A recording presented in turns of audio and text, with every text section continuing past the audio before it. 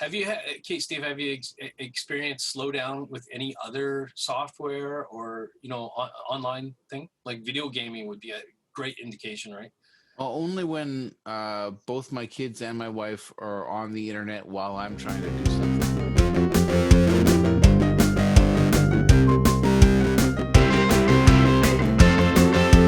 Primarily critical. Hello, everyone, and welcome to Primarily Critical. If movies had an after party, this would be it. If you have not seen this film, we suggest that you do so before watching any further. Because we got spoilers and trivia and opinions like crazy. And we can't wait to share them. Oh, shit, man. I jumped my line. Sorry. Good, bad, new, weird, old, or gross. We pass judgment on them all. Today, zeros, more like slackers. My name is Steve. I'm here with John.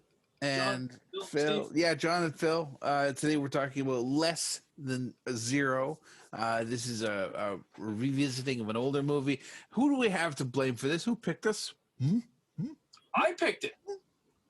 And I didn't know. I had no idea that you guys reviewed it before.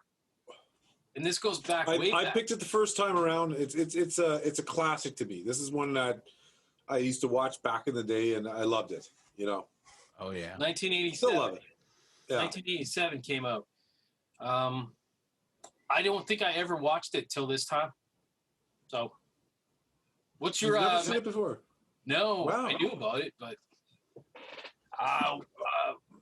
what's your recollections on the podcast previous to this about this movie? Well, I couldn't find. Honestly, I tried to look up and I wanted to listen to the old podcasts, and I couldn't actually find it. It was not through my. I didn't look extensively. My podcast app. I just searched through our primary critical things. It wasn't there. I figured it's that old because you started cutting off at some point, didn't you, Steve? Where like old ones are no longer available on all platforms. Right? Yeah. We had. It was so weird, because sometimes you run across a movie like Less Than Zero, and it's literally easier to steal it than it is to find it and buy it. Yes. It's so out of circulation, or what? What do you mean? I don't know. I had to steal this movie in order to wow. Yeah, so did I. Yeah. I would have. But hey, no, we're talking about people here that would have been happy to pay for it if we could have. Yeah, I had money in hand. I wanted to give somebody my money. Here. And I wanted, but I had no choice. I was, we had to do the podcast, so it's kind of sad. But yeah, it is sad. Oh, but I was talking about I couldn't find our podcast, Steve. I could not find our previous podcast. That might be my fault.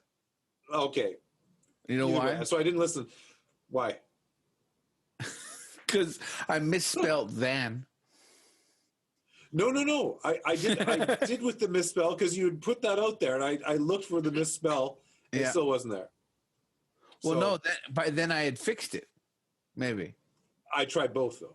Okay. I tried proper spell. Yeah, I couldn't find it. But either way, back to your question, Phil, about the first time and the second time. What was your question again? I'm just saying, what do you remember about reviewing it the first time around? Because this is unique. I don't remember. I remember what Anthony said. He said one thing that sticks on my mind. He said he felt like the 80s was full of a lot of coming of age movies, and this was kind of one of them. That was one of my contentious bones to pick with this movie. John, Steve, I take it you both liked the movie when you first reviewed it, or Steve?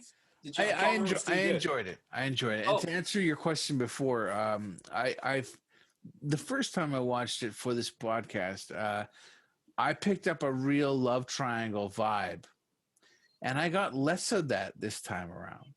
I felt less of that. It was, but I'm sorry, Phil. Go ahead. The main three main characters, right? Yeah.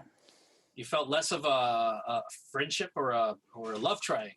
Yeah. Well, because they're there and they're all sleeping with each other, except. Or see who am I looking at here? There's Clay, Blair, and Julian. Yes. Now Blair and Julian, I really didn't think that was a serious relationship. No, it wasn't.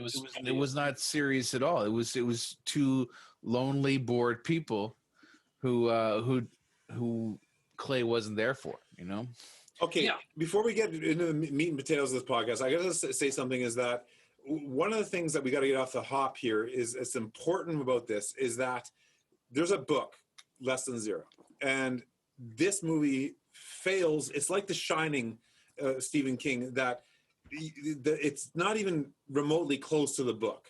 And so people who read the book hate this movie. Yeah. Okay.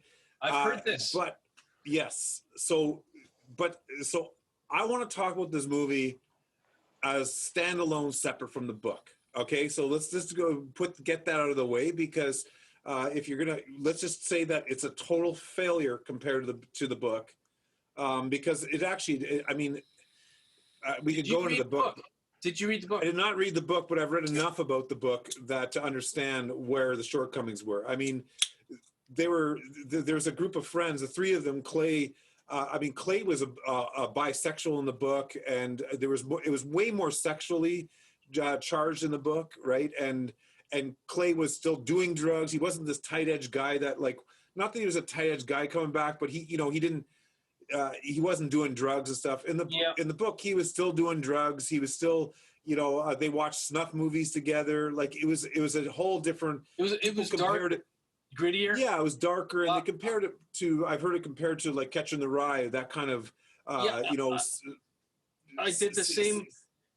I heard the same stuff you're saying, John. I read some post watching the movie. I did some research and the same thing. The author of the book wasn't happy with the movie. No, the author wasn't happy. So, and there was a lot of fan base for it. Just like The Shining, and The Shining, I had read the book and watched the movie, but just like The Shining, you take the movie, if you don't have the book, it's stand on its own. I still think it's a good movie. I think it's a really good movie. And so I just wanted to get that out of the way. So let's talk about this movie now. Let's, where were we before I interrupted with that?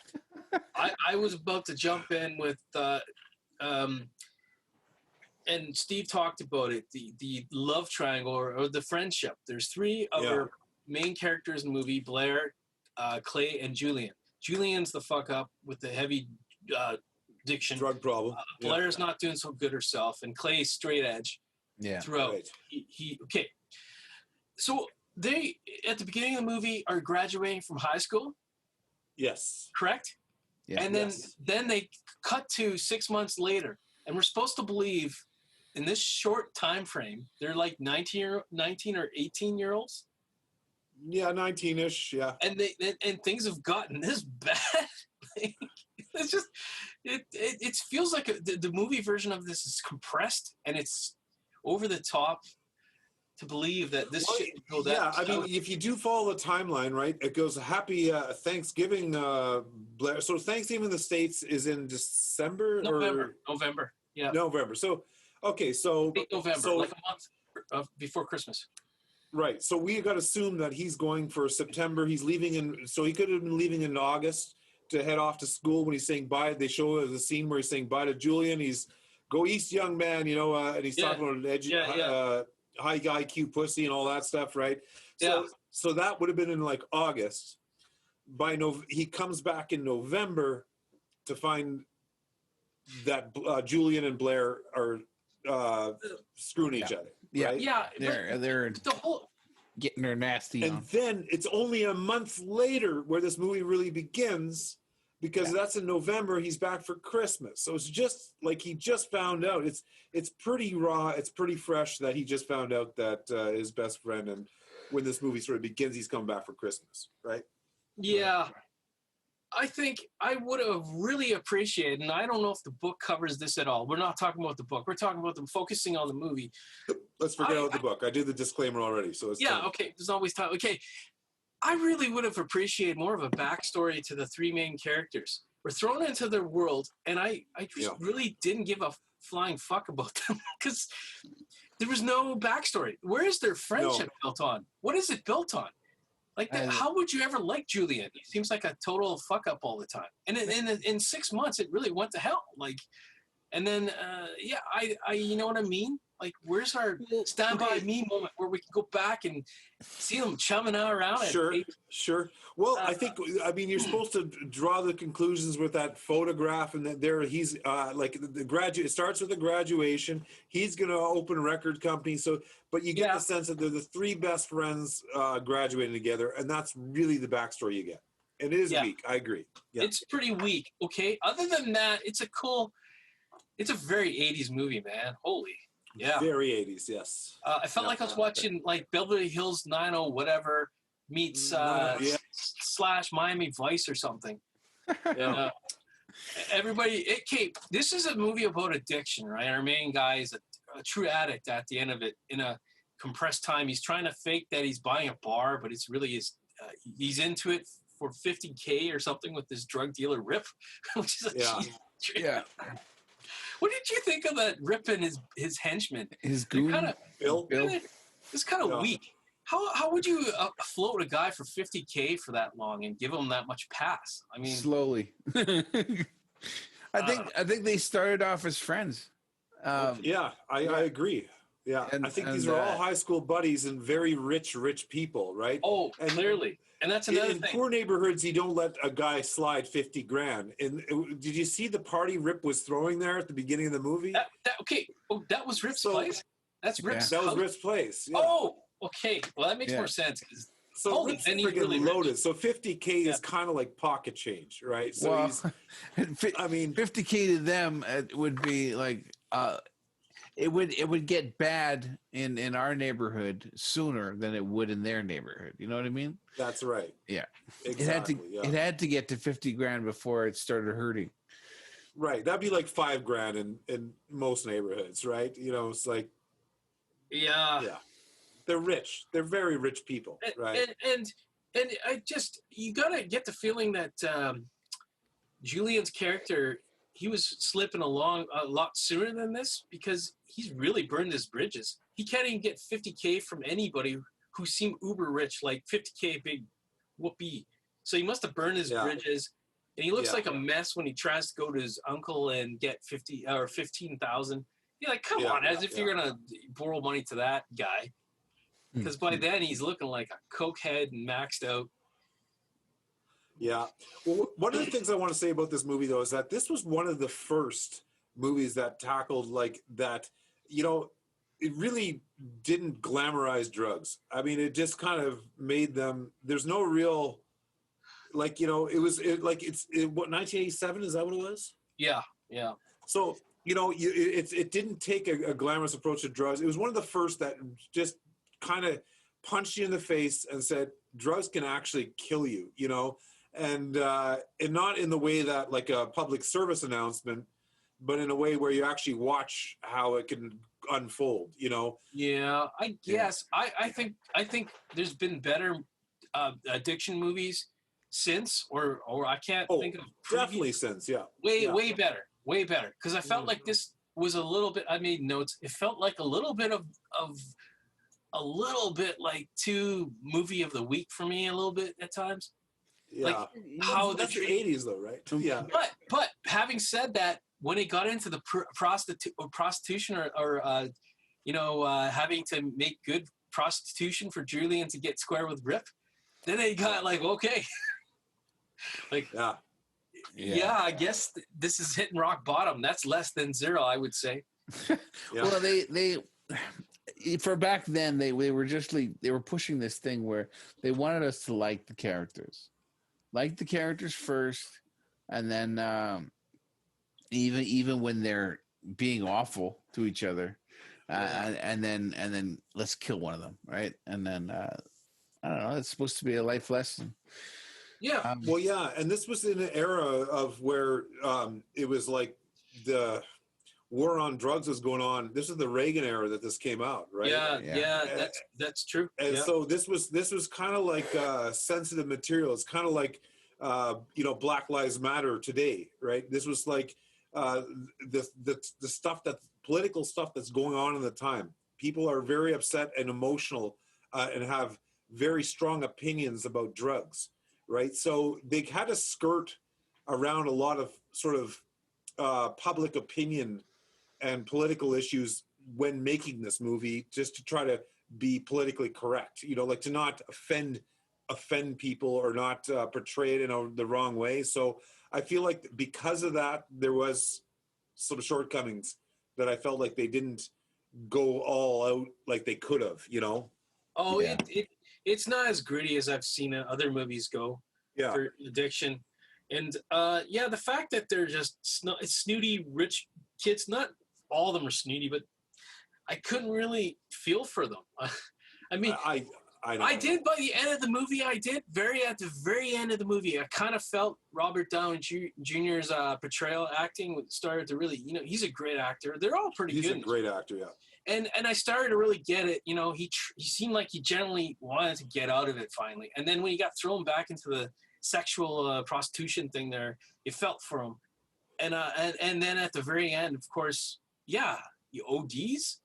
Did he OD on too much coke? Well, this was, I remember watching this back in the day, and it was kind of a wake-up call because I literally watched this when this movie came out. So in 87, I was like 15 years old, I was, 15 years old.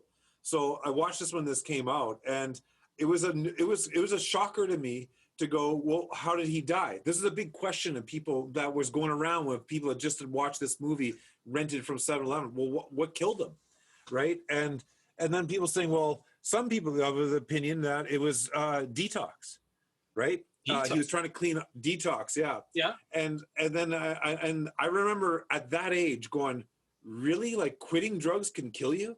That was like a new, I don't think it was it either. But then the more I've learned about it is that usually when you go through withdrawals, which he did, remember he had the washcloth on his head, and he said, this is done. His head felt like a frozen pineapple when he woke up smoking that acid. Blair had a stogie, right? Yeah. He'd gone through all that. That was the withdrawal night. That's where that's when, if he was going to die from detox, that's the night that would have happened.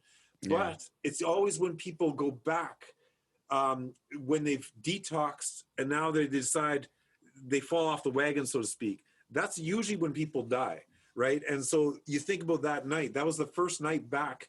So even if it was just a couple of days, he had detoxed, and then he gets hit back and he goes hardcore because he's sucking cock that night. He's forced to, and Bill was waiting there with the torch, and so he went hard on it that night. And I think that's probably what he probably did OD because that's typical when drug addicts OD. They typically OD after a stint of trying to be sober, and they go back to it. That's the classic OD situation. Here's my take on it, because I went back and looked at it, and I thought, okay, he's hitting it again. He's what they call free basing. He's cooking coke, right? It's like crack almost. Maybe it is crack for all we know, right? Yeah. And then they get him out of there. They head out in the car. Lovely car, by the way. I love that. It was like a Corvette convertible. Yeah, beautiful car. In the corner right here. Yes. Anyways, they're heading out of town, and they go to a gas station at night. And then we see Julianne's character go into the outhouse, the washroom. And he comes out, and he staggers. And he's like, at that point, I thought he went to the washroom, and he took something. I'm thinking maybe he took like a heavy hit of or a bag of coke or something. Oh, maybe. And you might be right about your withdrawal thing, but if you hit too much of something like that, could have had a heart attack. He could have or it could just be the prolonged, ups and downs of the lifestyle, and it just something went wrong, Because when I looked at they're driving along there, and all three of them, right? And all of a sudden you see Julian just like he's heads up, and he just like falls back. And it's like right then he had an aneurysm or he had a heart attack or something. Bang! He just quits. His heart, something quits. But that's how it ends, right? Yeah. Do you think he did drugs in the bathroom before they left? That's what I thought. Yeah. And now, but John brought up the theory that he's had a detox and a relapse. Yeah. So who knows? I don't know. It's hard to say. Yeah. I didn't look at the old Google to try to look up anybody's thoughts. So it's like the first time I've seen the movie. So literally just today. Yeah. Right? Well, it's a classic. A lot of people love that movie. I love the movie, and one of the things I love about it is that I don't know, it's like there's something about this, the loyalty of Clay to Julian and stuff. This reminds me of how maybe it's just me as the old man and stuff, but I don't know. I remember back in my day, I felt like friends were friends, like through thick and thin, no matter what. Where I don't feel like that's a sort of the mantra of the younger generations these days, that there would be two buddies that, like, we were best friends through high school. I will do whatever it takes, that, and maybe we've learned, maybe it's because, to be honest, nowadays, when I know someone that's addicted to hard drugs like that, just they're a lost cause, because we've learned so much. I've lived it in various parts of my life, and I know there's nothing you can do, right? But I love the fact that these guys were so tight. I just love that. To me, I love that. It reminds me of my old buddies when I was in high school, and I just love that. He overlooked the fact that, he slept with his woman. His friendship first. And it was the whole bros before hoes, right? Yeah, but the time frame was so quick, and I think Blair's character really didn't know how bad it got for Julian so quick. Yeah, he circled the drain pretty quick. Clay's character didn't realize that it got so bad. Yeah. In my research, Blair's character, she there's a scene where she goes to a Christmas party and they're all doing coke. Everybody's doing coke, and she's in the bathroom and she's about to do another snort, and she dumps it into the sink. Yeah. Apparently, that was put into the movie to make it more redemptive for that character. Because, like you said in the book, Clay's character wasn't the straight and narrow guy. He wasn't the goody two-shoes. Right. And so they had to make Blair's character a little bit more like, I kicked the cocaine. I'm off the devil's dust or whatever. Devil's dust. So I love the girls there that goes, one girl goes, oh, what a waste. The other girl goes, what a waste. There's two girls that are just like drooling over this cocaine going down the drain, and then she's like, call a plumber, There's rusty pipes. yeah, that too. Yeah. Rusty pipes. On a side note, I enjoy. You gotta enjoy the soundtrack to this movie. I love the soundtrack of this movie. What if it's on like Spotify, the track list? Because there's everybody from the '80s is in there, pretty much. You got the Bengals. Oh, the Bengals' Hazy Shade of Winter is awesome. You even got you got like LL Cool J, Run DMC. You do Run DMC, yes. The Red Hot Public Chili Enemy, I think, was in there too. Sure, I think. But the wackiest song in that whole thing is when Blair and Clay are getting it on at this at this house party. They're at a family Christmas. Yeah. And they're getting it on, and then they play David Lee Roth. Yes. What the? It was like so 80s and cheesy. It was, to boot, but whatever. Yeah. That's awesome. Yeah. Well, okay. So as far as the acting goes, I'm going to say this. I thought Blair's, what's her name again? And I've seen her in other things. Jimmy Gertz. She was in Crossroads, right? Crossroads. Yeah. I mean, I've seen her do good. I felt if there was any weak acting in this movie, it was her. I felt like there was times where there's certain lines where, especially at the end, where they're at Julian's, he's already died and they're sitting in the park there and, I'm going to miss him so much. Like it just sounded awful. Like it really didn't. There was a couple scenes where she just, I don't know. She didn't, maybe they were trying to portray her as like she's coked up and that was the effect they were going for, but it just seemed like bad acting to me. Oh, I think there was a lot of like shallow people in this movie. Like they're all superficial, materialistic kind of people. They didn't develop the parents at all. It was just no. But I thought the they did greatest good with acted movie beyond the principal cast. Robert Downey Jr. did fucking A+. I don't. He nailed that as far as I'm concerned. I like James Spader's as Rip. I thought he played that snotty drug dealer pretty fucking good. He did pretty well. Clay, whatever. I thought Clay was okay. His character was too clean. Yeah, I agree. Yeah. But he kept saying, "I'm gonna leave. I gotta leave. I gotta go." And then the only reason he's staying because he's in love with. Do you think Julian and Blair made it after this? Yeah, they lived happily ever after. You mean Clay and Blair? Because Julian's dead. Oh, sorry, Clay and Blair. I'm sorry, man. Clay. Julian's dead. I don't know, man. I mean, old habits don't die; they just hibernate. She's probably gonna hit the coke right away. Well, she'd be no. They're going to a totally different city. Julian's dead. They don't have any ghosts. Dragging him down. Yeah. There apparently is somewhat of a sequel in book form, but if there was a movie sequel, they'd move. They'd be good for a while. They have a family, but then they hit hard times and they go on oxycodone, and it's a whole new thing. It's the drug of the day. We got 10 minutes left. Did you want to try and blast through these trivia? Yeah, I guess. Let's. All right. According to the Robert Downey Jr. Film Guide website, Merrick Kanjewski suggested Robert Downey Jr. and Andrew McCarthy should go out and party to get into character, which ended with Downey in the middle of Santa Monica Boulevard howling at the moon, and McCarthy had to bail him out of jail.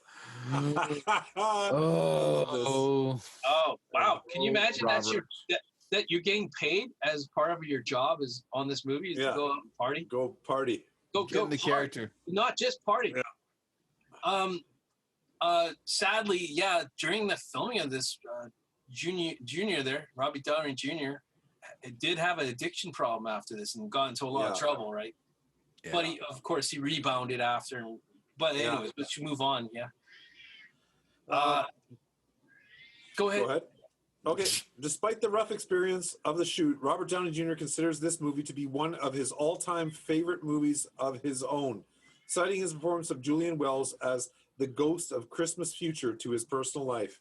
There you go. Because he walked down that road, Apparently he was using while he was making the movie. Yeah. So, yeah. He knew it too well. It showed. It showed that he knew that his acting. I thought he nailed it. So yeah. I read that he did drugs more on the weekends and evenings kind of thing, but when he did this movie, he jumped. He went over the edge. Yeah. So, second of 3 movies featuring James Spader and Robbie Downey Jr. The first was the Tough Turf, 1985. Tough Turf. And the third movie is Avengers: Age of Ultron, 2015. We never get to see Spader on screen in Age of Ultron, so it's just I liked him. I liked Age of Ultron. That was fun. Yeah. I thought that was the weakest of the 3, but anyways. Merrick, the director, was hired to direct because he had dealt with ambivalent sexuality and made unlikable characters appealing in his previous film, Another Country, made in 1984. John Avnet felt that Christopher's script was so depressing and degrading. Everett instead wanted to transform a very extreme situation into a sentimental story about warmth, caring, and tenderness in an atmosphere hostile to those kinds of emotions. Yeah, so I guess that is the producer and the director put the details of how they put the movie together. Right. Yeah, well, John said that this is a large departure from the book, so they kind of need to make it their own, right? Yeah. I guess. It was kind of a soft. I don't know. It wasn't a heavy-handed look at addiction as much as we've seen. now, other Yeah. movies. It was I'm always going to hold nostalgia for this because it was cutting edge at this time. And I know that's hard to believe because of all the movies that come out about drugs and addiction since, right? Yeah. But it really was. It really was eye-opening back in the day, you know? Yeah, and I don't see it that way because I didn't watch it. It's one of those few movies that I missed, I was aware of, and I just, till now, it's kind of like, So. Yeah. It seems really tame to what now. Well, absolutely it does, yeah. Like Train Spotting easily just makes this look like a toy, a kitten of a movie. But anyways, that's what I'm saying. Yeah, the nostalgia for I can't actually watch this without like the nostalgia just hit me. So I really can't give an unbiased review of this movie. That's the problem, you know. I like it too much. From your thoughts? I liked it. I don't think it held up extremely well. I liked it. I liked going back there and visiting the characters again.